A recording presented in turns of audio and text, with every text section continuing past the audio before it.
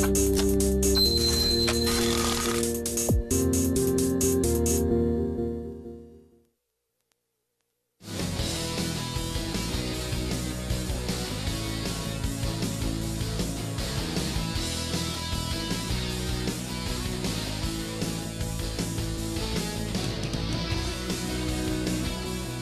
안녕하십니까. 김승현입니다. 어제 오늘 해서 시장이 좀 급등락이 좀 계속 반복이 되고 있죠. 예, 뭐 대외 변수에서 계속 흔들리는 시장인데, 실질적으로 이번 주 들어서 종목군들이 바닥을 탈피하는 모습들이 약간씩 좀 보이고 있습니다. 지수대 같은 경우도 오늘 개파락 출발했다라고 해도 1800포인트 중반 영역권에 좀 머물러 있는 시장인데요. 오늘 그 수급 분석에 대한 얘기들 하면서 종목을 좀 볼 겁니다. 후반에 그 종목군도 좀 참고를 하셔서 매매에 도움이 좀 되셨으면 좋겠네요. 잠시 후에 시작하도록 하겠습니다. 꾸준함과 안정성 추구, 저위험 고수익의 매매, 원칙과 기준을 갖고 선택과 집중을 통한 실전 대응을 펼친다. 고종현의 투자와 매매의 방법, 지금 공개됩니다.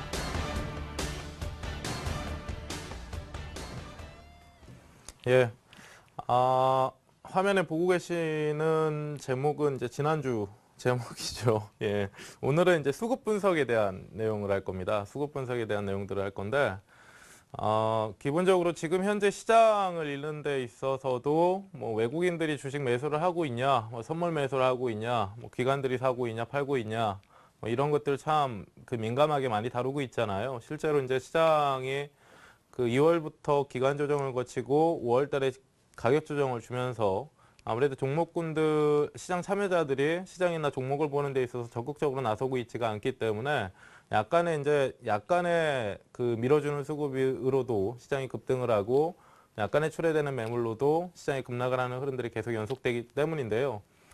오늘 참 어떻게 보면 좀 재밌는 내용들입니다. 그래서 그 수급 분석이라고 하는 것은 기본적으로 뭐 조정의 형태, 예, 가격 조정을 받는다라고 하면 그 가격 조정은 어떤 형태를 지니고 있는지에 대한 것들을 좀 말씀을 드릴 거고요. 기본적으로 그 시청자분들도 아시듯이 결국에는 아주 이 주식이라는 것의 본질에서 이제 시작을 하는 겁니다. 어떠한 기술적 분석이든 간에 주식이라는 건 사는 사람이 많으면 오르는 것이 주식이다. 파는 사람이 많으면 내리는 것이 또 주식이다. 라는 것을 기본적으로 알고 가시는 건데 누구나 다 아는 얘기들이지만 자꾸 잊어먹는다라는 말씀을 좀 드렸었잖아요.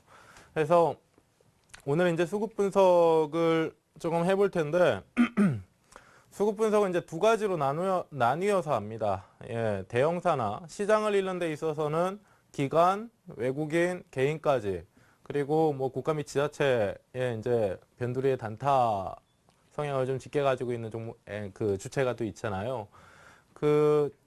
일반적으로 이제 시장을 읽는다라고 했을 때는 뭐 웬만큼 이제 소형 테마 종목군들이 막 급등을 하면서 시장을 이끄는 것이 아니기 때문에 시장 전망을 하는 데는 시장 안에 있는 시가총액 상위 종목군들의 대형사들 위주의 분석을 해야 되는데 결국에는 이제 시장 분석을 한다라고 했을 때는 그 안에 있는 종목군들의 수급 분석을 밑바탕으로 좀 깔아놓고 가야 되는 겁니다. 그래서 우량 대형사의 수급 분석과 개별 테마 종목의 수급 분석을 나뉘어서 오늘 좀 해볼 텐데요.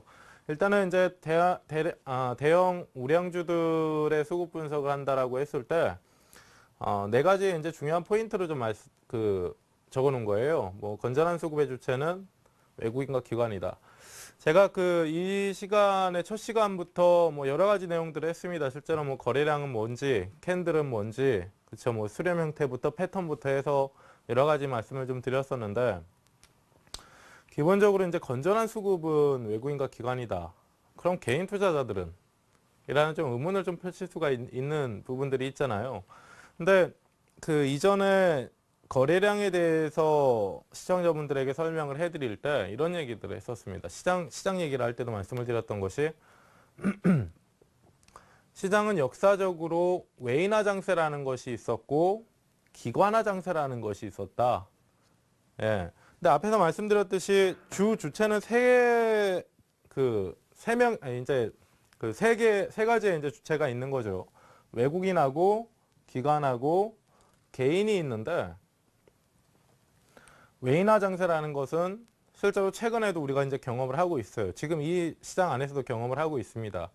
외국인들이 주도가 돼서 시장의 완급 조절을 할 수 있는 주체.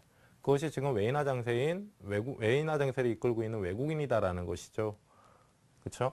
그리고 기관화 장세 같은 경우는 이전에 이제 2006년도, 2007년도에 걸쳐서 우리 시장이 처음으로 2000포인트 위쪽을 봤을 때 그 당시에 실제로 제가 차트를 보면서 시간 차트를 보면서 예전에 한번 설명을 해드렸었는데요. 첫 시간이죠. 첫 시간 때 이제 설명을 해드렸었는데, 이전에 이제 2007년도에 우리 시장이 1400포인트와 뭐 1500포인트, 2000포인트까지 올라오는 이 시점 상에서 실제로 2003년도를 지나면서 기존에는 우리 시장에 크게 영향이 없었던 주체인 외국인들이 시장에 적극적으로 가담하기 시작하면서 이쪽 보시면 항상 1000포인트만 올라오면 때려맞고 500포인트만 내려오면 지지받는 우리 시장이었는데 1000포인트가 처음으로 돌파가 되기 시작해요. 이것이 기관하고 개인이 치고받고 하던 시장에서 또 하나의 주체인 외국인이 시장에 적극적으로 가담하기 시작하는 겁니다. 그래서 그 시장이 1000포인트를 처음으로 이제 넘어가는 흐름들이 나오는데 실질적으로 여기서 이제 외국인들이 강하게 유입이 됐다라고 해도 외국인들이 2000포인트까지 끌어올린 것이 아니다라고 말씀을 드렸잖아요. 500포인트와 1000포인트 영역권에서 외국인들은 우리 시장을 상당히 좀 강하게 샀습니다. 신흥국가 중에 저평가되어 있다. 코리아 디스카운트라는 그 요인으로 인해서 상당히 좀 강하게 유입이 되다가 그 이후에 이제 외국 애들이 밑에서 사주는 상태에서 시장이 1000포인트를 처음으로 넘어가고 여기 보시면 1200포인트, 1400포인트 영역권까지 올라오는데 여기까지는 외국인들이 가담하면서 같이 시장을 끌어올렸다라고 해도 틀린 말이 아닙니다. 근데 이쪽을 좀 보시면요. 확대해서 보면 1400포인트 영역권까지는 외국인들이 이제 가담을 같이 해주면서 외국인 기관 개인들이 주식을 사면서 순매수를 하면서 올라왔다라고 쳐도 그 이후에 2000포인트, 2007년도에 2000포인트가 올라가는 그러니까 1400포인트 영역권부터 2000포인트까지 상승하는 데 있어서는 외국인들은 상당히 순매도를 상당히 많이 했어요. 상당히 많이. 1400포인트부터 1400포인트부터 2000포인트까지 올라가는 그 마디 안에서는 기존에 밑에서 샀던 외국인들의 물량이 출회되고 그것을 기관이 매수를 해주면서 2000포인트까지 올라간 겁니다. 그럼 이 큰 파동을 그 수급적으로 이제 해석을 해본다라고 하면 500포인트와 1000포인트 사이에서 그동안에는 없었던 외국인들이 2003년도, 2002년도와 2003년도 이후에 우리 시장을 사게 되고 그 이후에 1400포인트까지 순매수가 강하게 이루어지다가 1400포인트부터 2000포인트까지 올라가는 데 있어서는 차익 실현에 나선 겁니다. 차익 실현에.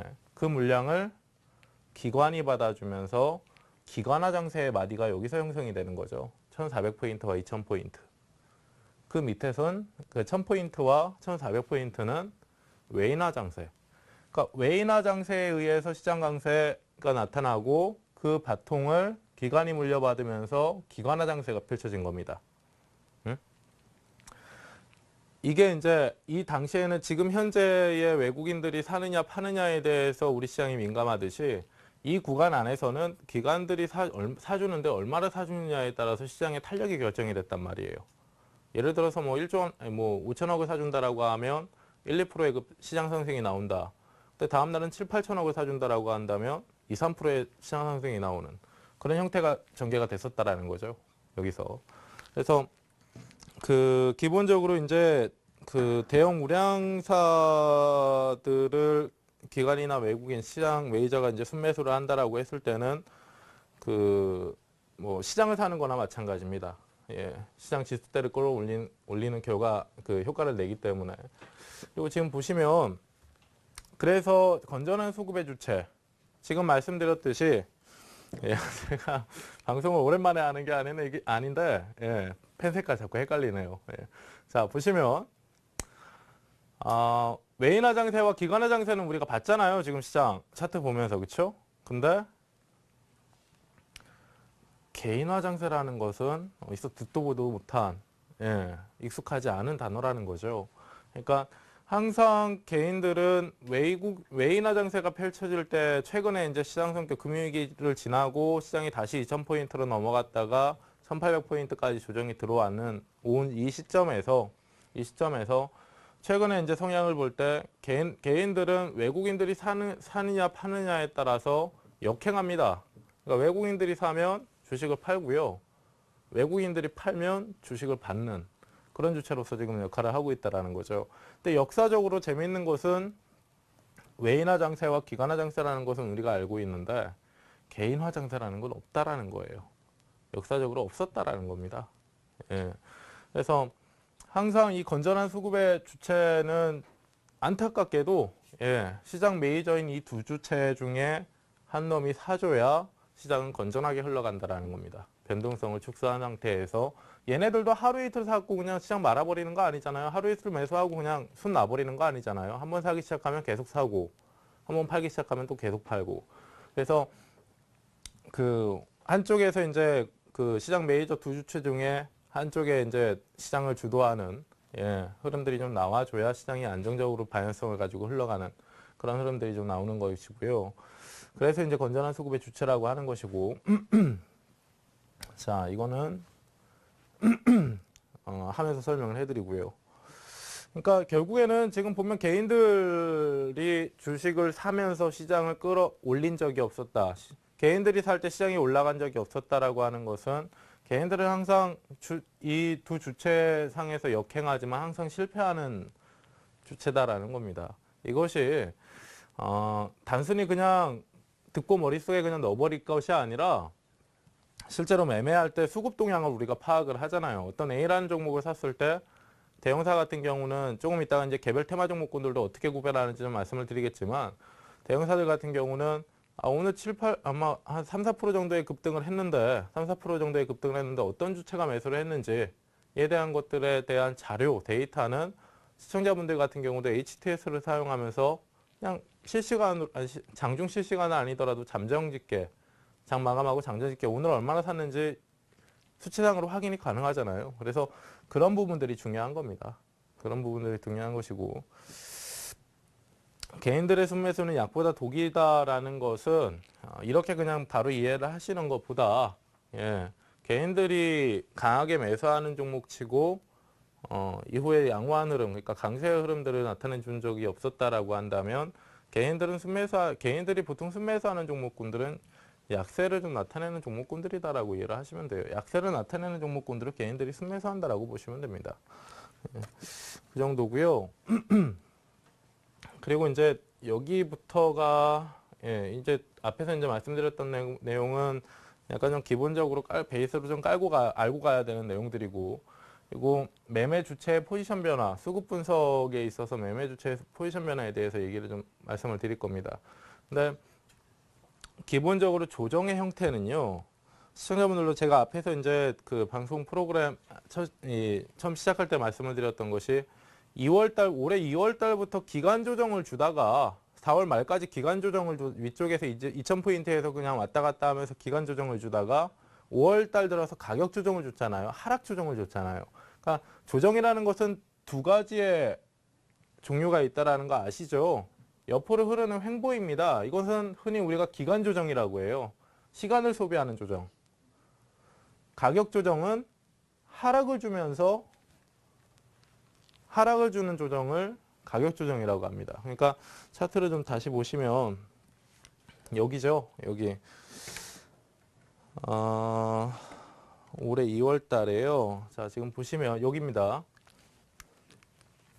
올해 2월 달에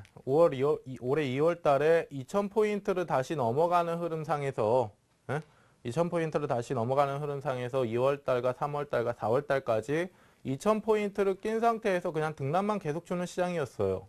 그렇죠? 여기까지가 이제 기간 조정입니다. 기간 조정. 시간만 소비하는 거예요. 오른쪽으로 기면서. 그리고 나서 5월 달 들어서 가격 조정을 주죠. 하락 조정. 말 그대로 이제 흔히 우리가 얘기하는 조정을 주는 겁니다. 약세 조정을 주는 겁니다. 가격 조정을 주는데 이 두 가지 조정의 패턴도 이제 두 가지로 나뉘죠. 그것이 이제 수급적으로 이것도 풀어볼 수 있는 부분들이 기본적으로 이제 기간 조정 같은 경우는 생각해 보세요. 시청자분들도 제가 앞에서 이제 전제를 깔았듯이 주식이라는 것, 기술적 분석을 하는데 아주 본질적인 부분을 꼭 알고 가셔야 된다, 기억하고 가셔야 된다라고 말씀을 드렸던 것이 기간 조정은 뭡니까? 시간을 소비하는 거니까 실제로 가격이 내리거나 오르지 않잖아요. 움직이지 않잖아요. 변동이 없는 제한된 상태에서 그냥 옆으로 시간만 소비하는 겁니다. 사고자 하는 사람도 없고 팔고자 하는 사람도 없다라고 하면 시간만 소비하는 게 가능하죠. 그렇죠? 사고자 하는 사람과 팔고자 하는 사람의 힘이 두 부류의 힘이 거의 대등하다라고 한다면 그것도 시간 소비하는데 시간 소비가 가능합니다. 시간만 보내는 거예요. 가격 변동 없이. 지금 보시면 그 주식이라는 게 파는 사람이 많으면 내리는 게 주식이잖아요. 또 사는 사람이 많으면 오르는 게 주식이고, 기간 조정을 준다라는 것은 어느 한쪽이 많거나 적지 않은 상태에서 변동만 주는 거, 그냥 시간만 소비를 해주는 거예요. 근데 반면에 5월 들어서 이제 가격 조정을 받습니다. 가격 조정이라는 건 뭔가요? 그동안 기다렸던 사람들이 지쳐서인지 뭔지는 몰라도, 지쳐서인지 지루해서인지는 몰라도 파는 사람이 더 많아진 거죠. 5월 달은. 그러니까 가격 조정이 들어오는 거죠. 그렇죠? 그래서 이것은 이제 그 이론상의 관점에서는 이제 두 가지로 정의를 좀 해볼 수가 있는 것인데, 자, 지금 보세요. 가격 조정을 나타내는 그 가격 조정을 부여해 주는 수급 주체의 매매는 차익 매도세라고 합니다. 차익 매도세. 말 그대로 주식을 던져버리는 거예요. 내가 가지고 있는 주식을 파는 겁니다. 차익 매도세라고 하는 것이고, 그리고 기간 조정을 주는 매도세는 경계성 매도세라고 해요. 경계성 매도세. 보세요.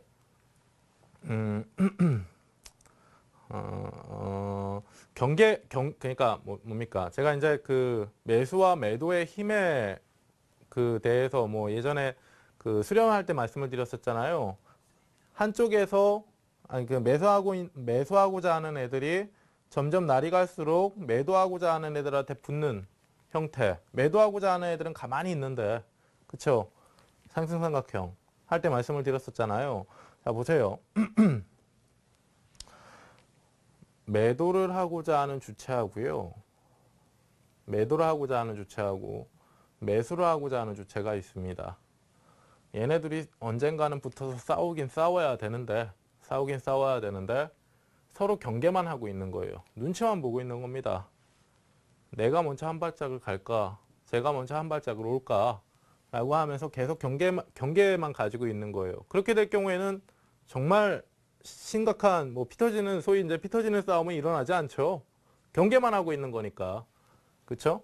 그러다가 그러니까 경계성 매도세. 그러니까 매도 쪽에서는 경계성 매도 물량만 슬금슬금 조금 그 충격을 주지 않은 상태에서 출회되는 형태를 이제 경계성 매도세라고 하는데, 이럴 경우에는 시세에 큰 변화가 없이 기간 조정으로 흘러버리는 겁니다. 기간 조정으로.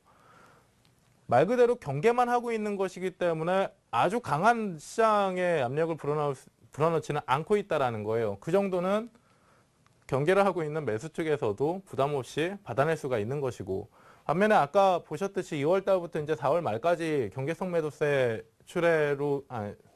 매도세가 출회되는 가운데서 눈치 보고 있는 가운데서 시장이 계속 기간 조정을 줬던 것이고, 변화 없이 차익 매도세 같은 경우는 결국에는 5월 달에 나온 겁니다. 5월 달에. 얘네들이 경계만 하고 있다가요. 경계만 하고 있다가 그리스 2차 총선에 대한 그리스의 정치적인 리스크에 대한 얘기들이 시장의 하락 모멘텀으로 부여가 되다 보니까 매수를 하고자 하는 애들도 손을 놔버리고 뒤로 물러서고, 매도를 하고자 하는 애들이 앞으로 다가가는 겁니다. 싸우려고. 그러니까 차익 매도세가 5월 달에 출회가 되면서 매도 압력을 불어넣다 보니까, 하락 모멘텀에 대한 매도 압력을 불어넣다 보니까 시장에 하락을 부여받으면서 가격 조정을 주는 거죠. 가격 조정. 그래서 차익 매도세와 경계성 매도세가 있습니다. 근데 이것이 왜 중요하냐면요. 시청자분들 단순히 이제 경계성 매물이 출회될 때는 그냥 기간 조정만 주는구나. 그 이후에 뭐 차익 매도세가 나오게 되면 가격 조정을 주는 구나 이렇게 외우시는 게 아니라 실제로 우리가 두 번째 시간인가 세 번째 시간에 시세에 대해서 얘기를 하기 전에 거래량이 더 중요합니다라고 해서 그 시간을 공부하는 시간을 좀 가졌던 적이 있잖아요. 경계성 매도세라고 하는 것은 이제 거래량하고 같이 연관돼서 봐야 되는데 경계성 매도세 같은 경우는 추세의 중간중간에 계속 나오는 게 경계성 매도세예요. 중간중간에. 차익 매도세는 말 그대로 주체, 내가 많이 가지고 있는 주식을 많이 가지고 보유하고 있는 주체가 본격적으로 매물을 출회시키면서 말 그대로 차익하고자 하는 욕구에 주식을 내다 팔면서 시세가 꺾여버리는 걸 얘기합니다. 그러니까 조금 이따가 이제 차트를 보면서 말씀을 드리겠지만 차익 매도세와 경계성 매도세, 경계성 매도세는 말 그대로 거쳐가는 조정이다. 거쳐가는 조정이다. 기조상의 변화는 없는 상태이다. 차익 매도세 같은 경우는 올라가던 종목이 차익 실현 매물로 인해서 이전 상승 추세의 기조가 꺾일 수 있는 그런 매도세다라고 이해를 하시면 돼요. 자, 그래서 밑에서 이제 정리를 해놨죠. 차익 매도세는 포지션에 변화를 줄 수가 있다.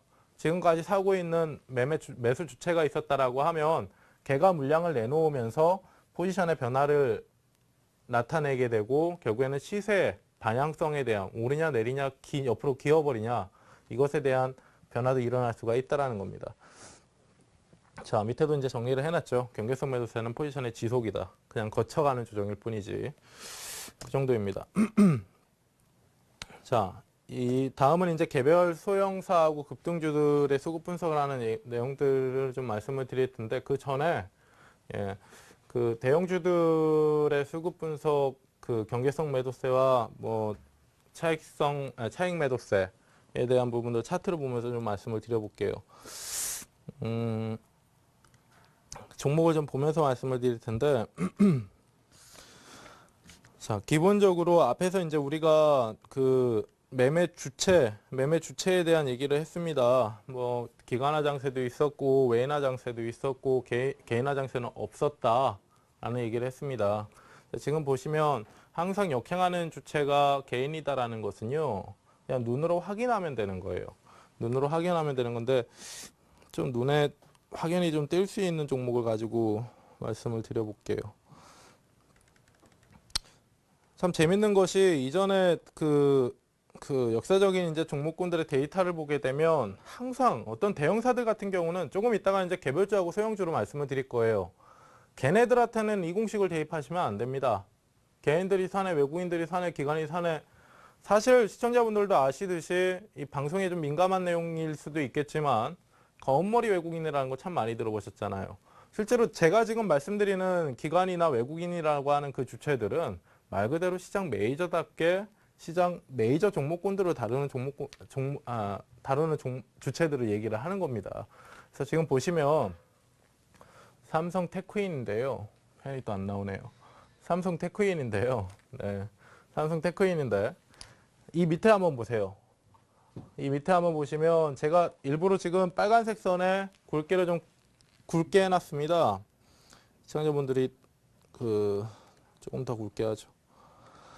자, 지금 보세요. 이 밑에 있는 게, 이 밑에 지금 보시면 빨간색 선이 있잖아요. 빨간색 선. 빨간색 선이 개인들의 매매 행태예요. 지금 개인들이 어느 정도 주식을 보유하고 있냐. 예. 그걸 이제 그래프로 보여주는 겁니다. 자, 지금 보시면 차트로 말씀을 드릴게요.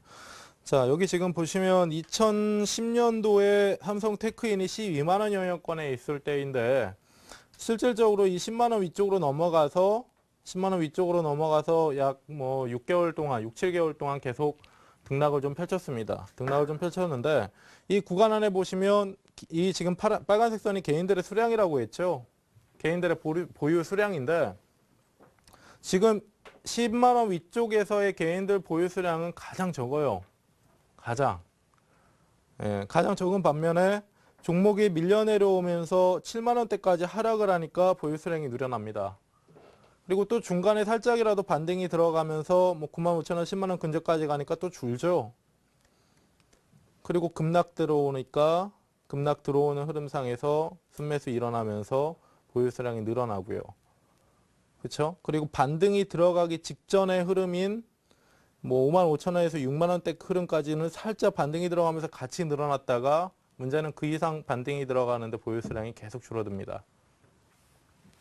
자, 지금 현재도 오늘 종가가 78,200원이고요.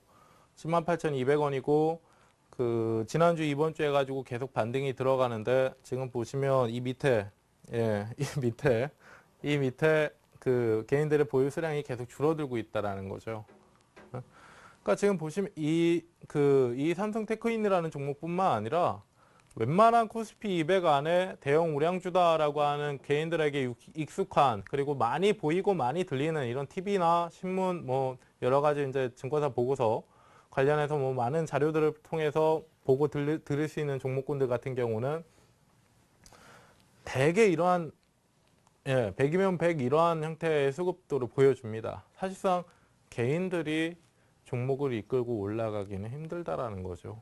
그리고 시장에 적극적으로 참여하고 있는 외국인이나 기관이라는 주체와 반대로 움직이고 있다는 걸 얘기를 해주는 거예요.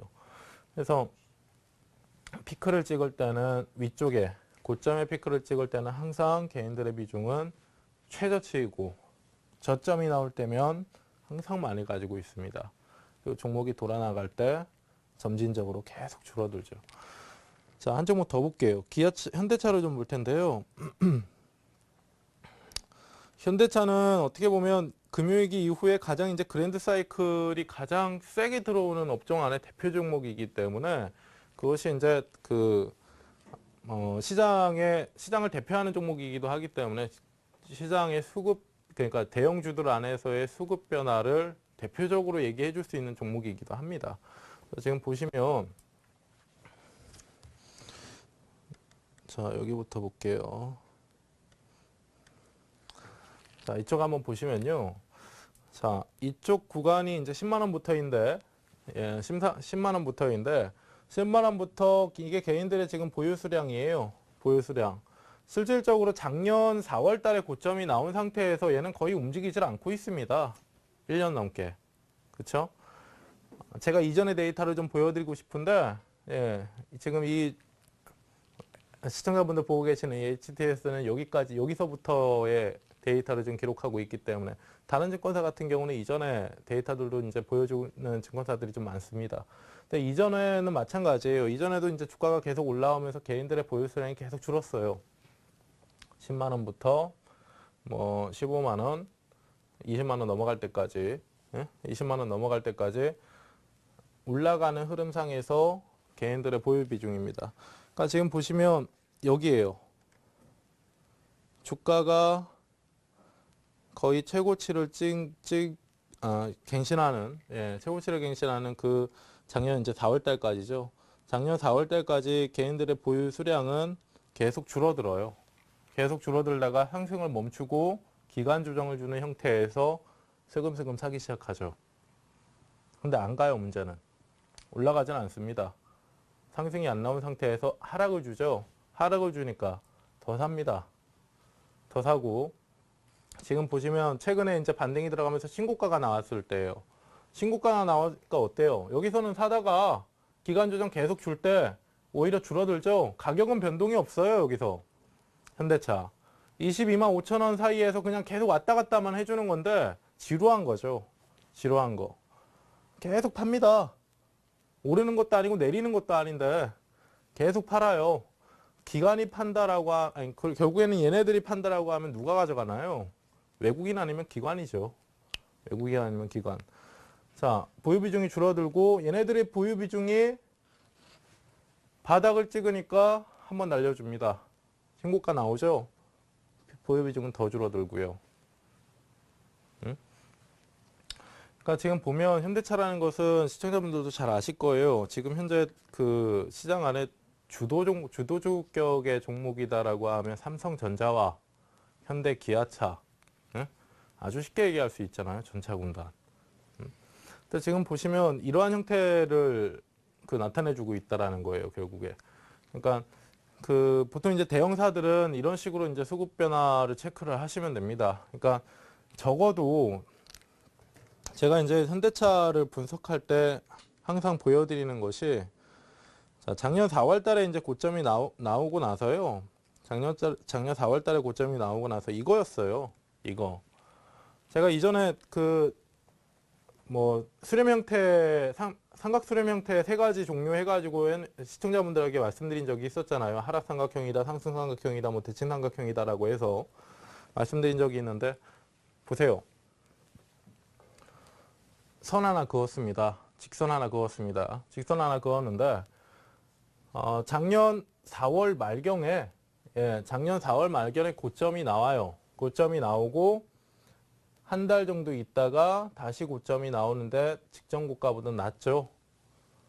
그리고 또 한 달 정도 있다가 고가가 나오는데 또 직전 고가보다 낮아요. 시청자분들도 지금 보시듯이 이 파란색 화면, 파란색 이 직선, 이 파란색 직선 같은 경우는 약간의 우하향을 하고 있습니다. 우하향. 시간이 지나면 지날수록 고점 형태가 계속 낮아지고 있다는 거죠. 그리고 나서 8월 조정 겪고요. 작년 8월 조정 겪고요. 다시 올라오는데 낮아진 가격이에요. 이쪽 가격이라면 여기까지 올라왔어야 됩니다. 여기까지. 근데 시간이 갈수록 낮아지잖아요. 계속. 여기서도 한번 때려 맞고요. 여기서도 한번 때려 맞는듯 싶다가 저항 확인 계속 하더니 돌파가 여기서 들어가는 거예요. 그러니까 지금 보면 이 삼각수렴 형태를 계속 유지를 하면서 진폭을 줄이고 웅축점으로 가고 있던 찰나가 지루한 겁니다. 개인 투자자들은. 지루한 거. 최근에 이제 2월 올해 들어서 시청자분들도 시장에 대한 체감 자체가 그리 좋지는 않으실 텐데요. 그것이 이제 앞에서도 우리가 차트를 봤듯이 2월 달부터 4월 말까지 기간 조정을 줬어요. 기간 조정. 제가 이전에 시세, 가격 변동에 대해서 설명을 해드릴 때 말씀드렸듯이 개인 투자자들은 하락하는 것보다 상승하면 무조건 좋은 거죠. 그냥 상승하면 좋은 건데 하락하는 것보다 옆으로 기면서 시간을 버리는 걸 가장 싫어합니다. 내가 가진 주식이 하락하는 것보다 옆으로 기면서 움직이지 않는 걸 더 싫어해요. 기간 조정을 더 싫어한다는 겁니다. 지루한 걸 더 싫어한다는 거예요. 그래서 지금 보면 2월달 들어서 2월달부터 이제 4월달 말까지 계속 기간 조정을 주다가 2, 3개월 견디는 것도 지루하고 짜증나고 지겨웠는데 5월달 들어서 가격 조정을 줘버린 거죠. 응? 가격 조정을. 그러면서 체감이 상당히 좀 안 좋았던 것인데 현대기아차 같은 경우도 마찬가지예요. 현대차 같은 경우도 지금 보시다시피 작년 11월 달부터 올해 3월 달 말까지 계속 기간 조정만 줬습니다. 하락하지도 상승하지도 않았어요. 네? 하락한 것도 아니고 상승한 것도 아닙니다. 작년 4월 달에 고점 찍고 계속 등락폭만 줬던 거예요. 적어도 얘를 가지고 있었다라고 하면 잃지는 않았을 거예요. 네? 근데 그 체감이 너무 싫었던 거죠. 그리고 나서 보시면 비중이 바닥을 치면서 어느 정도 개인들의 비중이 줄어드니까 주가가 올라가는데 세 가지의 주체가 있다라고 했어요. 이것도 시청자분들이 정확하게 알고 가셔야 되는 게 항상 잊지 마세요. 패턴을 공부하든 기술적 분석상에서 패턴을 공부하든 수급 분석을 하든 뭐 시세 분석을 하든 공부하실 때 정확한 거는 주식의 본질을 알고 가셔야 된다는 겁니다. 본질이 없는 상태에서 그런 뭐 소위 기법이라고 하는, 저도 이제 기법이라는 단어 자체는 잘 안 써요.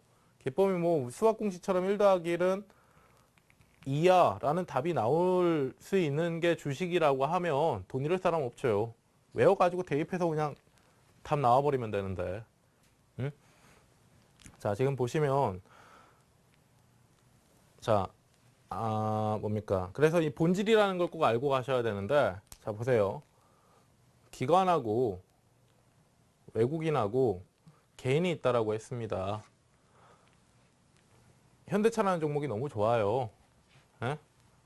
기관도 사고, 너무 좋아서 외국인도 사고, 개인도 사고, 이게 안 된다고요. 이게 안 된다고요. 한쪽에서 팔아줘야 그 판만큼 한쪽에서 가져갑니다. 둘이 나눠 가질 수도 있죠. 예? 꼭 개인만 파는 게 아니라 개인하고 기관하고 팔았다라고 쳤을 때 얘네 둘이 팔았으면 한쪽에선 샀다라는 얘기예요. 주식이라는 것은 사는 사람 많으면 올라가고 파는 사람 많으면 내려가는 게 주식이기도 하지만 한정되어 있는 자원에 프리미엄을 부여해 주는 겁니다. 프리미엄을. 제가 예전에 이제 부동산에 대해서 예를 들었던 적이 있었잖아요. 강남에 재건축 아파트, 자, 시청자분들 제가 얼마 전에 차 타고 가다가 그런 생각을 했어요. 그 소위 이제 뭐 조금 잘 나간다라고 하는 청담동 앞을 지나가면서 저 건물의 그 평가 가치가 한 80억 원 이상이 될 것이다라는 것이 80억 원 이상은 충분히 될 것이다라고 생각은 드는데 과연 저만한 땅덩이에 가치가 그 정도가 될까? 그리고 주상복합 아파트 있잖아요. 주상복합 아파트. 예? 한 채당 막 3, 40억 하는 거 있잖아요. 예? 그게 층수가 40층이 넘어요. 40층이 넘습니다. 그러면 보시면 예를 들어서 그 면적 자체가 뭐 한 500평 된다라고 쳐요. 그 아파트 40층짜리 올리는데 500층 정도 된다, 500평 정도 된다라고 칩시다. 근데 한 층에 3, 40억 하는 집이 두 채씩 40층까지 올려져 있어요. 그러면 그 땅의 500평의 가치가 이런 것들을 그 가구마다의 이제 그 평가 가치를 다 합치게 되면 엄청나 버리잖아요. 그러면 이 땅의 가치가 그 정도가 되는 것인가? 제가 지금 이 얘기를 갑자기 왜 하자면요. 주식도 마찬가지예요. 현대차라는 종목에 지금 현재 그 뭡니까 데이터를 보게 되면 지금 보면 상장 주식 수가 잠깐 보세요. 상장 주식 수가 10,000, 10만, 100만, 1,000만, 2억 주입니다. 2억 주. 2억 주. 와, 많다 이게 아니라 한정적이라는 거예요. 한정적. 응? 한정되어 있는 자산을 가지고요. 서로 살 사람들이 많아지면 공급은 정해져 있는데 살 사람들이 많아지면 가격은 계속 위로 뛰는 거라고요. 응? 그러니까 지금 보시면 결국에 개인들이 공급을 해준 거고요. 이쪽에서 기간 조정을 줄 때 개인들이 팔아준 거잖아요. 공급을 해준 거잖아요. 그 공급 주체가 개인이었고 기관과 외국인은 공급해주고 있는 개인들에게 주식을 받아서 주식을 받아서 뭡니까? 주식을 받아서 거기다 이제 프리미엄을 매기는 겁니다. 시세의 상승, 프리미엄의 상승이죠. 시세의 하락, 프리미엄의 하락이에요. 그러니까 그것이 이제 모멘텀이라는 게 있잖아요. 기본적으로. 그럼 왜 프리미엄을 어떤 기준으로 매기냐라고 했을 때 5월 조정이 우리 시장에 5월 조정이 들어온 것처럼 그리스의 정치적인 이슈가 우리 금융시장을 불안하게 할 수 있다. 하락 모멘텀이죠. 프리미엄을 감소시킬 수 있는 명분입니다. 매도를 하는 거죠. 그러니까 그런 형태라고 이해를 하시면 돼요. 자, 조금 오늘 예상보다 강의가 좀 길어지는데요. 오늘 종목 뒤에서 종목을 좀 많이 봐야 되는데 오늘 좀 나눠서 할게요. 예.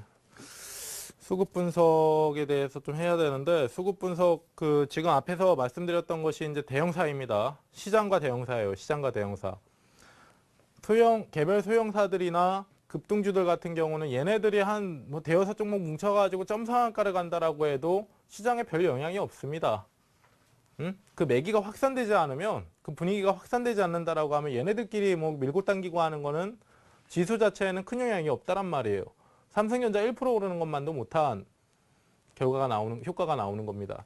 그래서 앞에서 말씀드렸던 것은 대형사들의 외국인과 기관과 개인별 그 매매 주체별 성격이나 지금 보셨듯이 항상 역행하는 매매 주체가 있죠. 제가 앞에서 잠깐 정리를 했던 것이 잠깐만요. 제가 앞에서 잠깐 정리를 했던 것이 예. 이 두 가지는 이 밑에 있는 두 가지는 결국에는 개인이라는 주체를 따라가서는 시장에서 실패한다라는 겁니다.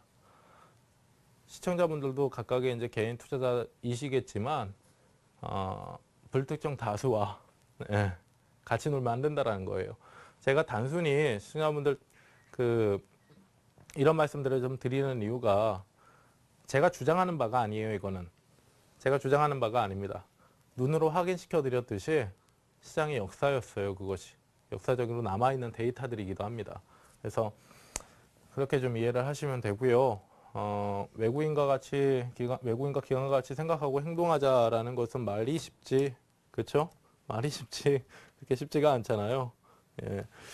지금 그래서 예, 오늘 강의 내용은요. 일단 대형주까지는 하고 예, 다음 주 넘어가서 개별 소형주 테마 종목에 대해서 좀 말씀을 드릴게요. 그리고 바로 이제 종목으로 좀 넘어갈게요. 종목 넘어가기 전에 잠깐 범퍼 좀 넣어주세요. 예, 시자멜이 잠깐 넘어가서요. 좀 고쳐야 될 것 같아요. 잠시 후에 바로 시작하겠습니다.